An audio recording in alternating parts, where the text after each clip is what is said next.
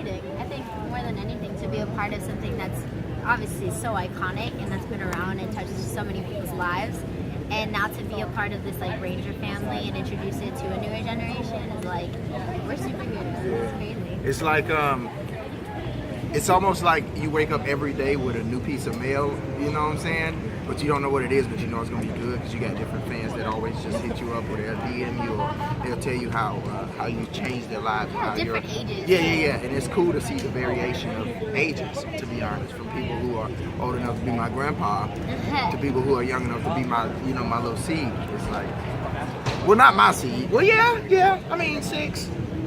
I'm 22. It's a 6 in there somewhere.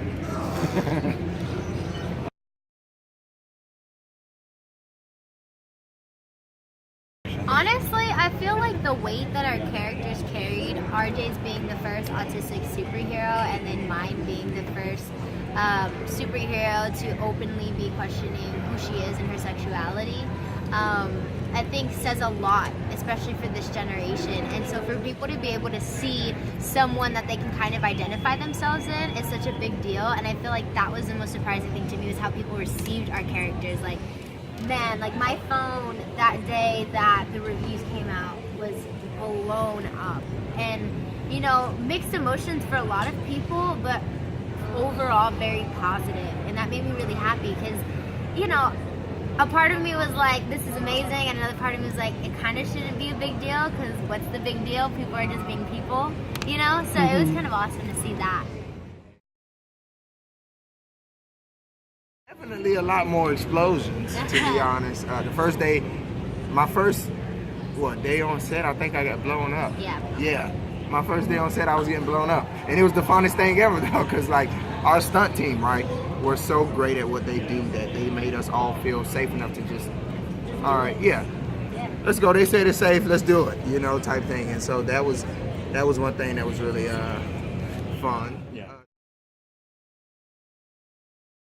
Going in with that mentality of these are just people. I think back in the days, the show worked because that was the audience, but the audience is very different and very evolved now. And the younger,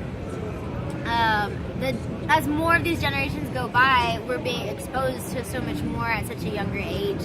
And I feel like it's important to be conscious of that and to represent that in a positive light and give people a grasp of something that's real, that authentic, those authentic characteristics that are just, like I said, people being people. You can't make a movie for this day's audience without at least having some of that representation, and I feel like we did it in a way that was very respectful, very classy, especially with mine. I feel like, with a lot of films coming out with characters that have that representation and the way people can speak so low of that representation being in films. And I was very proud to be a part of that and to stand because I believe on that on a humane level that people should be allowed to be themselves, and that this doesn't make Trini, who she is. It's part of who she is, you know what I mean? So not putting these characters in boxes and making sure that I feel like it was very subtle. Like when we talked about the campfire scene with the creators of Dean and John and stuff, it was very big moments for our characters.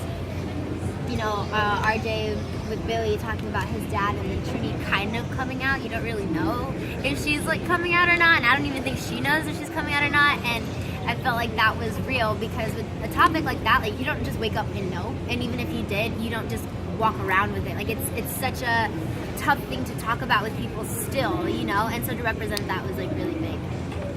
Well, me, I just prepared for Billy by first removing every piece of knowledge that I thought I had about being on the spectrum and being, diagnosed with autism. I didn't want anything that RJ thought was, involved with autism, because that's what you call the epitome of ignorance. You know what I'm saying? Oh, let me use what I think I know, and I don't deal with it every day. So that was the first step to creating Billy, or my rendition of Billy.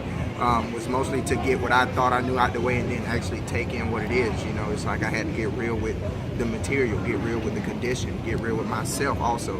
It's like it's certain barriers that I would, go through this process of building Billy, right? Like, oh, Billy wouldn't do that. But then it's like, wait, why wouldn't he? You know what I'm saying? It's like breaking those different things, and it was fun to actually be able to do that as an actor. You know, because it's like you're going into places that you've never had to go before. So it's like I'm learning new skills as, you know, at the same time as I'm learning what the spectrum is, what autism is. You know, it's like getting a new finger, god dang, on it. You know, it's great, and it's a great feeling. And I had to.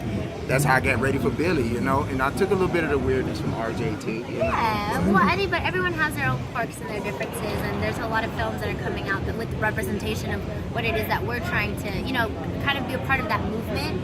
Like I said, because I think on a humane level, we have love for people. We just love people, you know. You have movies like The Accountant that I absolutely loved, you know, and Ben Affleck did such a great job. Like, why can't someone with autism be an assassin? Like, why not, you know? And why can't, you know, he might be really great with numbers, but he could be a really cool, badass guy with guns. Like, why not? You know what I mean? I felt like there was like a stereotype and people got kind of stuck in a box, and RJ was a very brave person to take on a character like this and not put Billy in that box that people would probably assume. You won't put Billy in the box. Nobody puts Billy in the box. One of the funniest red carpet moments was the one in Mexico when we thought we was gonna get stuck on the elevator. And it's so bad. We're so excited. Yeah. They're like, it's just a screening, but it's not. You know us Mexicans. I'll talk for my people. Where there's a lot of us, you know. So they're like, it's just a screening. I'm like, nah, guys, this is a premiere, all right? It's a premiere. It's a baby premiere. We were so hyped. We're like ready to go. And we had, the only way to get up to the theater was to go in an elevator. And so we're like, all right, guys, so we're going to get in the elevator. We're going to walk out like this. And we get in the elevator, it stops working. And we're freaking out. And we're like, how are we going to get there? We're going to be late. The people are telling us, oh, no sabemos si podemos, you know, if they can fix it or anything. And I was like, oh, man, we're late for our premiere. It was so funny. Yeah, that's a good one. I think one of my favorite premiere things was, stories, is right before the film started, we're in this huge theater, and I see Nay, I see RJ, I see Dacre, I see Ludi. And we all stand up, and we all, without having to say anything, we're all looking at each other, and we all just walked towards each other. And in the center of this big theater filled with thousands of people, we are in a group circle, and we're just talking to each other, looking at each other like, guys, this is really happening right now. Like, this is really happening right now. Like, people are about to watch the movie, our families are about to watch the movie. Like, this is it. So let's just, you know, team on 3. You know, go Power Rangers on 3. Familia on 3. On 3, baby. We did it, and it meant so much to all of us. I think that moment I'll never forget. Yeah. Baby, get a tattoo on my back. What would the tattoo be? It would probably be a picture of all 5 of us, right? But us 5, like R5, you know what I'm saying? I would do a lightning bolt. I would do like just a simple, small little lightning bolt, like on my hand or something. So when I don't have to knock people out, it comes from that inner ranger in me. But I was thinking about this tattoo in Vegas, yo. It's really weird. Of course, you were saying about this tattoo in Vegas. Oh my God. Well, yeah. To be honest, good morning. But it was like, because I seen the poster for Power Rangers in Vegas or whatever, because they doing promo because the DVD about to come out or whatever. And so I was thinking about just getting 5 little colored dots behind my ear to go with the shades that's going on this side. Yeah. Not too much, just like 5 simple. little dots. Simple is always good. I'm all about simple tattoos. Yeah, that's nice. Episodes of I'm Dying up here coming out. This movie called White Boy Rick. And this movie called Sierra Burgess. Uncle Luke is in the making right now. This guy. It's His resume is crazy. It's getting a little crazy. Trying to stay busy. I got parents that need houses, so multiple. That's one thing. That's one thing that I think I love about RJ, and something that we really clicked on is we take a lot of pride in being able to contribute to providing for our families, because we all have been there with tough times, and like the truth is that we're really blessed to be doing what we're doing. So any job is a good job if we're happy, and if we get to, you know, pay some bills here and there, all the bills maybe. We'll bring some food to the table, provide groceries, whatever it is, gas money. Like, at the end of the day, it's just contributing to that family and what that Alleviation means. Yeah, because like I said, we both come from really humble beginnings. So I think for me, what I'm working on right now, I mean, I've always loved music. It's kind of the driver of my career. I started with English, kind of finishing up my Spanish album, my first Spanish album, which I'm very excited for. And yeah, just finishing that up and hopefully touring coming up. And I worked in another movie called Axel that I don't have a release date yet, but it was really fun. It was more of an independent vibe, which is more of a passion project for me because as an actress, I'm still learning, you know, getting experience. So it was a lot of fun. I played a character named Sarah, and she's pretty badass. So. In the first year anniversary of Solar, just Oh god, that's that his excites me. favorite That's my song. song, man. That's his Whatever. favorite song. That's what's up. Some way, I think it will take you back to your childhood. It's very nostalgic in a sense, and not only that, I think it carries a really great message about unity and equality, and that it doesn't matter what you look like, where you come from, that anybody can be powerful, anybody can be extraordinary, even if you're just 5 random kids who grew up in a random town and, you know, get superpowers.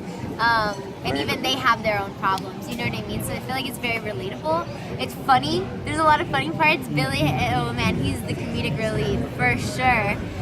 Lots of action too, which is good. You need that in a superhero movie. What else? Oh, if you buy the movie on DVD, which I highly suggest, not to shove it down your throat or anything, but there's a lot of really cool bonus features that come with the DVD that you don't really get to experience in a theater. You get like a mini documentary from like the start of the film to the very end, how it became, deleted scenes, extended scenes. You get some commentary with our director Dean and our writer John Deans, who are both incredible, explaining kind of the motives behind certain scenes and what they wanted these scenes to say. And of course the bloopers, just seeing like us being ourselves on set, which is really important because, you know, we're just kids having fun. So yeah, all that good stuff. That's why you should go see it.